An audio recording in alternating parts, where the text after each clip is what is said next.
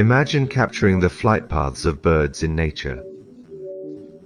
Kathryn Cooper is a photographer from the UK who for the past 8 years has focused on framing bird flocks in motion. When these photos are layered into one image, it reveals the bird's beautiful flight patterns, capturing nature's complex movements beautifully. From November to March, birds gather in large numbers. By day, they scatter across fields to feed. At dusk, small groups merge, finally roosting together. This gathering creates an aerial spectacle, weaving intricate sky patterns. The birds' flight paths are most striking at sunset. Light outlines their dancing silhouettes beautifully. Sometimes they're like wind-scattered ink in the sky.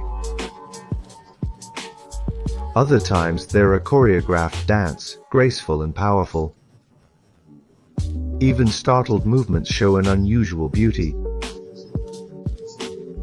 Their paths draw lightning-like lines, tense and vibrant.